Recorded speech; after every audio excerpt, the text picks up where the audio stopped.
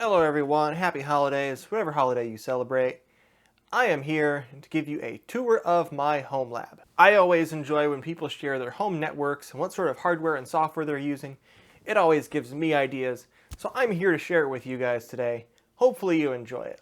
So these doors are behind me when I film. If I open them up, you'll see this is my server closet.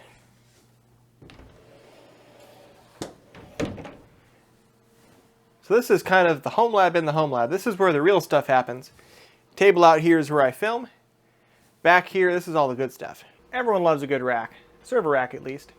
Mine's not quite a server rack. It's a two-post networking rack, but I make do. It's what I got. Up at the top here, I got 3 U's of patch panel space. So that's math. 72. So 72 ports of RJ45. The top one's a Cat5e 48 port, and the bottom one is a Cat6 24 port. They're both punch-down type, also called like a 110 style. I know some people absolutely love the Keystone Jack type panels, but I didn't want to pay for that. And these are pretty reasonably priced, and I'm not pushing super high bandwidth to need like a Cat6a panel. Taking the time to address all my, you can't see. When the house was built originally, there were about 30 drops of Cat5, not Cat5e, just plain 5. And they go all over the house, but they don't go to places that are the best, I guess, because people were thinking of where phones were going to go, like 1999. So I've had to add a lot, and adding Cat5 later is a pain. So add as much as you can when you build your house, please. It's way better if you do as much as you can.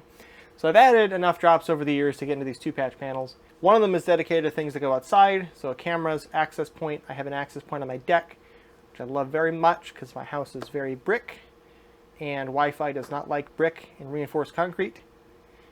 So access point out on the deck makes the deck a nice place. Originally, I planned on color coding these cables yellow and green. Also, I couldn't buy enough yellows and enough greens when I bought them because different colors are out of stock at different times. Now I just kind of do whatever, so I apologize for the mess.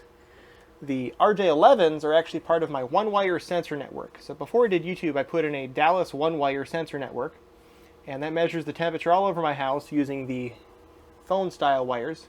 So I've got these phone-style splitters and phone-style wires that I made up. Those run down to these guys here, which convert them to USB, where they get logged by Home Assistant. Labeling is, of course, of crucial importance. I used to keep a spreadsheet of where every drop went to. I would print it out, and then I would handwrite changes, and like once a year or so, I retype it and update it. Now I've gotten really good at printing out labels for the patch panel. And even if you don't keep your wiring very neat, labeling it is still very important. So just the little things. I know people like to show off their servers, their RGB, but I'm showing off my labels, okay? I like my label maker. It's nice. So one thing I will be very proud of is my big switch. This is a Mikrotik CRS328-24P-4S+RM. Big name, but it breaks down as follows. So it's a Mikrotik cloud router switch, so it can do L2 and some L3. It is the 300 series with 28 total ports. 24 of them are PoE, so that's where the 24P comes from. And 4 of them are SFP+, and it is rack mount. There, I just made up the entire name, model number. So in these 24 ports plus 4 SFP+, I have a grand total of 2. They're not currently being used. 1 SFP+ and 1 PoE. So this switch, I've sure gotten my money's worth out of the switch. I've had it for about 4 years now. It has worked flawlessly the whole time, and it's been basically fully loaded. Not power-wise, but port-wise. There's a lot of traffic going through it. So I really like the switch because it lets me build a 10 gig network on a budget. I only have 2 devices that are 10 gig capable, and I can plug them into the 4 SFP+ ports, and I don't have to buy a second switch because I've already got 4 10 gig ports here in addition to my 1 gig ports. And I needed 1 gig anyway, and I need PoE for cameras and access points, so this kind of integrates it all together. But then that comes into the problem of this integrates it all together, but it only has 28 ports, and I have grown beyond 28 ports. So I have this little switch below it. It's a D-Link smart switch, and I'm not honestly super happy with it, but it gets the job done for most things. It's a 16 port, not PoE. So those are my switches. They're really the core of the network. The router firewall does some work, obviously, but most of the traffic is staying on the switches. The switches can do VLAN tagging and untagging, they can do jumbo frames, all that good stuff. I am planning on making a video where I try to make this cloud router switch be a complete firewall router. In theory, it can do 1.3 gigabits routing, but there's some layer 3 offload features that they've added in new versions of RouterOS that might help, might not, I don't know. We're going to see. I'm going to take my network down for a day and try to make it work. Come along if you want to see that. This brick down here is my cable modem. It's a Netgear CM1000. It does the job. I really wish someone made a cable modem that wasn't like super oddly shaped. Like, I'm not trying to put like a UFO in my rack here, but they only make UFO shaped cable modems, so that's what I got. This little box here is my Protectli FW4B, and it's running OPNsense. Protectli will ship it with OPNsense for you, because OPNsense is nice and doesn't care about people flashing their open source software onto products, unlike some other open source firewall company. I'm not honestly pushing this thing too hard. At the time I bought it, the Firewall 2B hadn't come out, so the 4B had a much better processor than their original Firewall 2, and that's why I got the 4. I really don't need all 4 ports, but I got them, so I only use the first 2. So I do VLAN tagging to the Mikrotik switch, and that's basically how I carry all of my other subnets. I don't use separate cables. Another thing you'll notice is I've taped over all the labels here, but just in case something were to happen to me and someone else would need to manage this network, I don't want the rest of my family to feel like it's impossible for them to fix anything.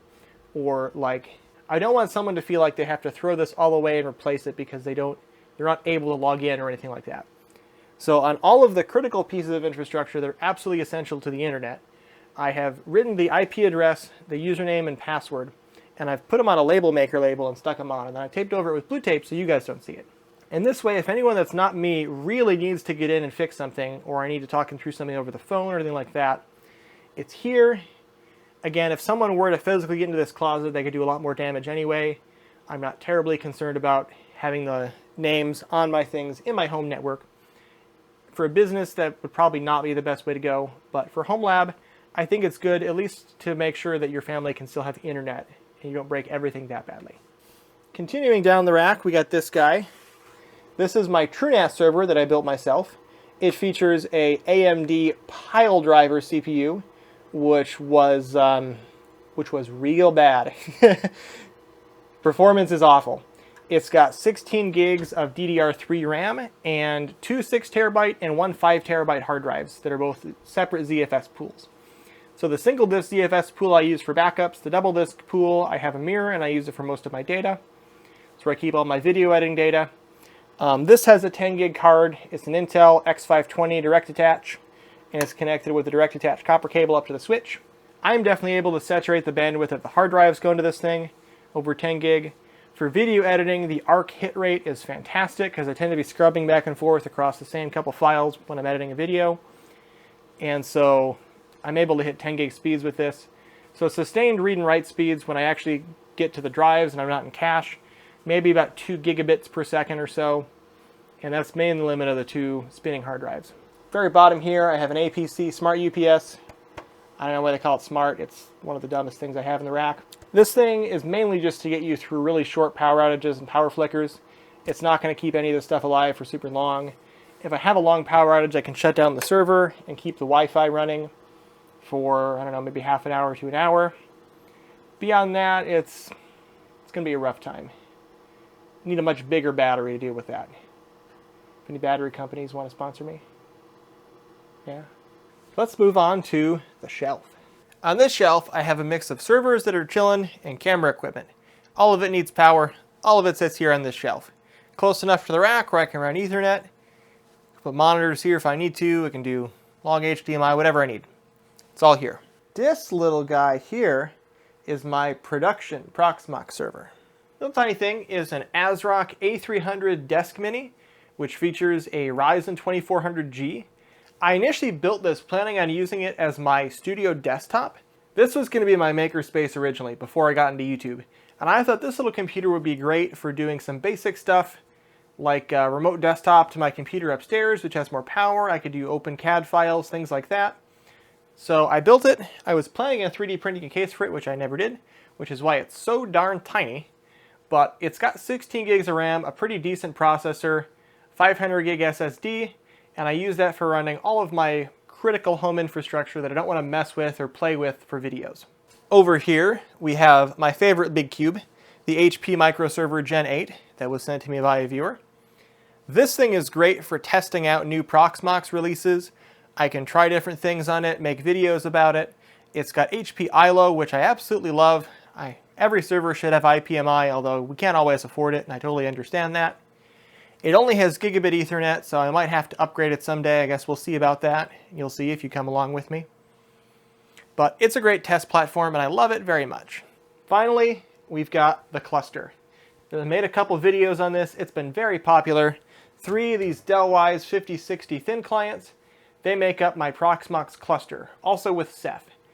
Hardware on these is really quite low end. It's a quad-core AMD Jaguar, I believe. I've got 12 gigs of RAM in each, and a 128 gig USB 3 drive that is running for Ceph. And it's pretty darn slow, but it supports all the features of Ceph, Proxmox. I can test a whole bunch of stuff on it, make videos, reformat it every week, all that good stuff. It's gonna upgrade the cluster with these USB 3 2.5 gig Ethernet adapters. But eventually I found out that these guys are only half duplex when they're running at 2.5 gigs. It's really quite unfortunate because you can get 2 gigabits total on gigabit Ethernet, 1 gigabit in each direction. Whereas these are only slightly faster if your traffic's more bidirectional. Now if you're going out to a NAS or something like that, you will get 2.5 times the bandwidth because your traffic's unidirectional. But I'm still not super happy with these. Maybe I'll use them anyway.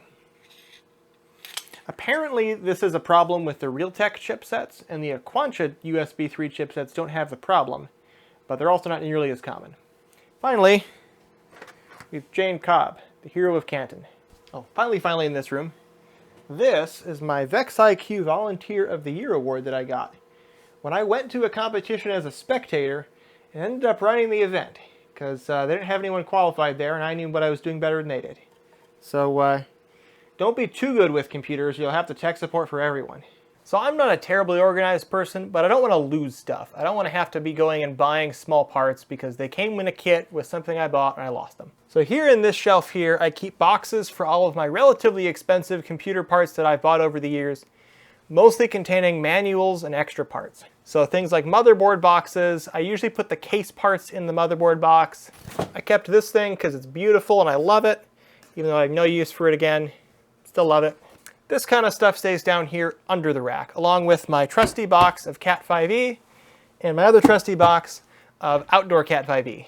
And I use these two for most of my home projects at home. Eventually I'll run out of this box and buy Cat 6, but until then I have a big box of Cat 5e. Moving out of the closet a bit, this is where I keep all my junk.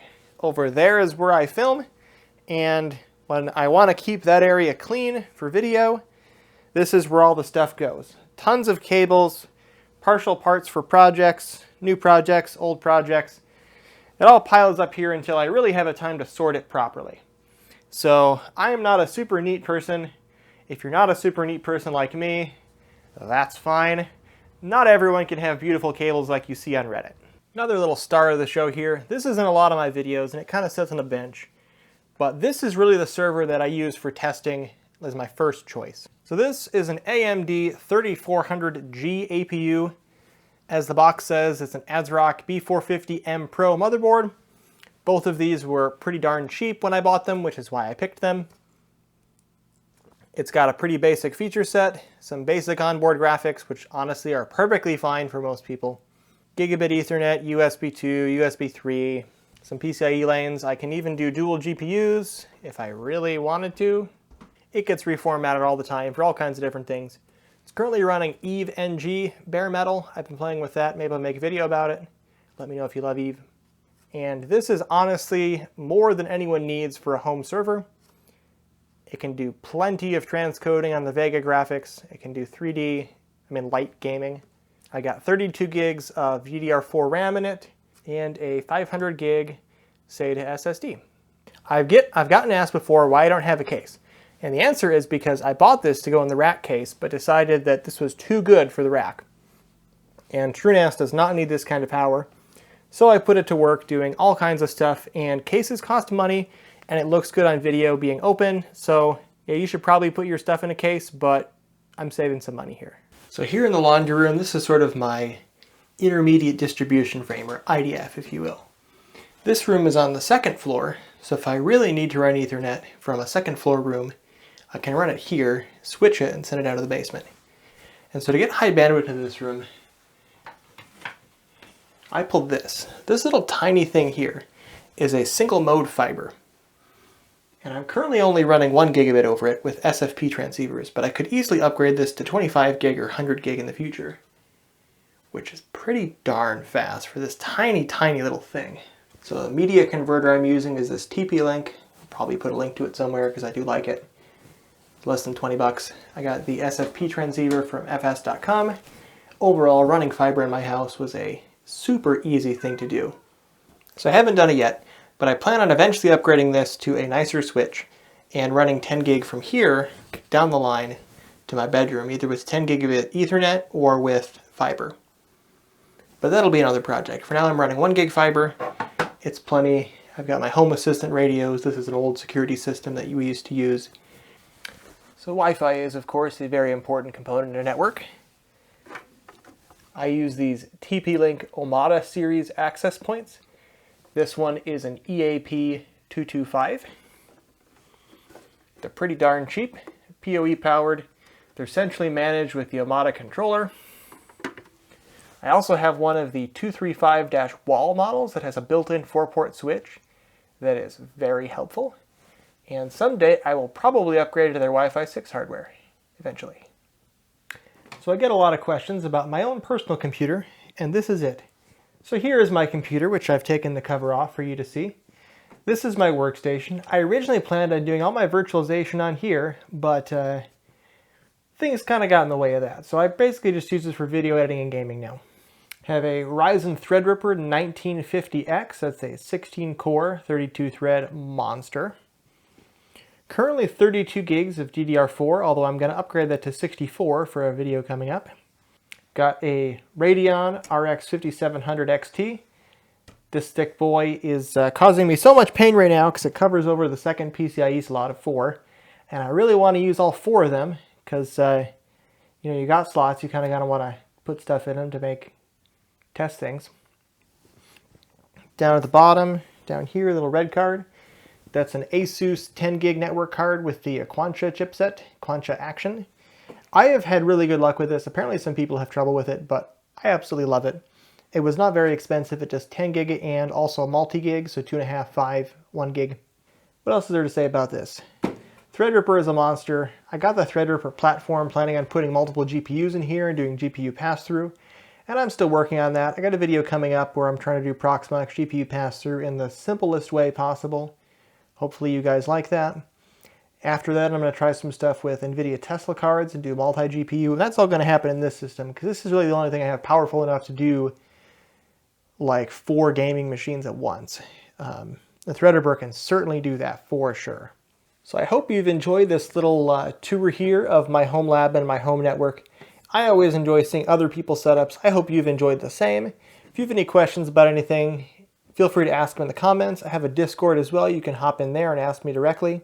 I might put some links to some of my favorite products in the description. Not all of them I'm super happy with. Some of them are quite old now and you can't buy them anymore, but it's what I have, so it's what I'm showing you. If you're looking for advice or anything like that, comments again, Discord, both of those I'm usually on. Probably be able to reply to you. So happy holidays, whichever one you celebrate, and yeah, I'll see you on the next adventure.